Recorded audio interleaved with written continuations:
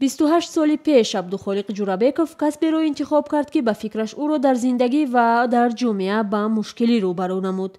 کسبی که به اقرار او انتخاب دیگران بوده است. تخصص او میان مردم همچون مومودای معروف است. او در ناحیه یاوان اولین اکوشر گینکولوگ مرد و مدیر شعبه تولدخانه است. کورس ششم بودیم. معلممون شوکت جلولو یک روز شتگی بودیم در باره همین مسئله تقسیماتی چی بود کسب بود. همون معلم به من گفت که همون وقت خیلی استودنت بودم. جورابکوف گفت از شما اکوشر گینکولوگ نقض میبرد. گفته همه خیلی یک چی کرد روانه کردم این گپ درستی گپ. در جامعه سنتی تاجیکستان که عادتاً نه همه در نزد طبیب مرد تشخیص و تولد کردن زنان عائله را خوش دارند، موقع یافتن عبدالخالق جورابکوف دشوار بود. حالت‌های هم بودند که او سببگار جنجال زن و شوهر گشته است، ولی مهنت شبانه روزی و تجربه کاری خلاف برخورد جامعه او را معروف کرد. زنی جوان آوردن و خونرو شده آمدگی بود. یعنی که همون ماشیمه بر وقت جدا شدنی ماشیمه بود. وقت همون روز با من خوشبختانه گویم بدبخت هم گویم همون رو میشد نوبادور بودم. خیلی وقتی که آوردن من با خواهد نخواهد باید بینم برای تشخیص بگذارم. اکنون اینجا نافهمی از طرف همون شوهری همون دختر شد که جوان بودن نفهمیدن کمتر مشاقه چی کردن نافهمی کردن جنگ و جنجال کردن. وقتی که پدر مادری همون زن پدری خودی همون پسر فهمیدن و فهموندن خیلی با بخشش پرسیدن.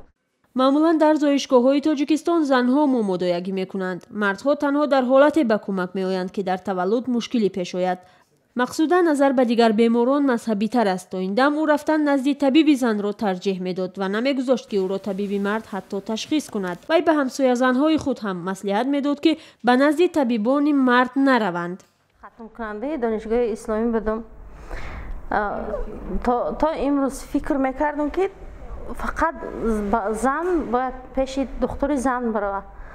وقتی که من در همین حالت آوردم برای جراحی و برای من فرق نداشت که وقتی که معلم جورابکوف و اشرف معلم ساجده کارلیکو و همه ایو بودن من وایشیدم.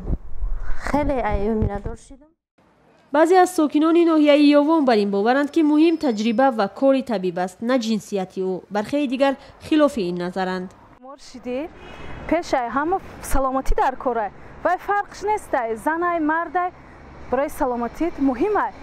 اگه فرق نداره که زن باشه مرد باشه یا که همه دکتر باید طبابت اجرا کنه. الله برای طبیب برای سلامتی مردم آفریده است. اما ابوعلی ابن سینا هم گفتگی هست. ابوعلی ابن سینا برای چی در دوره ابوعلی ابن سینا زن و مرد میرفت و برای فرق نداشت. دوره مسلمان اول اومدگی است که همیشه باید رفتن میگیرد. پیش مرد میره زن پیش زن برای که حالی چخیله و خیلی چی بگم زن نمیفروش که خیلی پیش مرد برای خیلی میفروش که پیش مرد چی زن برام دکتر زنک باشه پیشی وای. حالا که چخیله که مرد چخیل زنک هم میبینه دستش میقفه میسوم بگیرن چی میکنه. عبدالخالق جورابکوف میگوید مردم اکنون فهمیدند که صحتی از باور مهمتر است و خلاف آن نظرها که همه فکر میکنند این کسب زنانه است و میگوید این کار صرف مردانه است. مومودایگی کاری اگر دیده برو این کاری مردی هم گویا میشد برای که این کاری سبک نیست. شب روز این کس ده میدوی شب روز کار میکنی. همه سال دانشگاه طبی تاجیکستان به نام ابوعلی ابن سینا را حدود 1000 نفر از روی 4 اختصاص ختم میکنند. پزشکی عائلوی دسترس‌ترین اختصاص برای دانشجویان دانشگاه‌های طبی است، اما اکثر کل آنها میخواهند اختصاص جراح و دندانپزشک یا گینکولوگ اکوشر را گیرند.